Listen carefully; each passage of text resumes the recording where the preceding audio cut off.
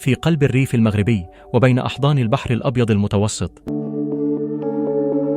يقع واحد من أجمل الشواطئ في مدينة الحسيمة. إنه شاطئ الصفيحات، بمياهه النقية ورماله الذهبية وأجوائه الهادئة. يعتبر هذا الشاطئ وجهة مثالية لعشاق الاستجمام والطبيعة. وعلى مقربة منه تلوح في الأفق جزيرة النكور، الجزيرة التاريخية التي تحكي بصخورها أسرار حضارة عريقة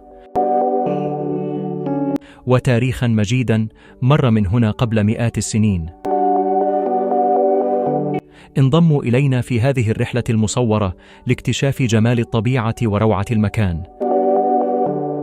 من شاطئ الصفيحات إلى جزيرة النكور، حيث السحر والتاريخ يلتقيان.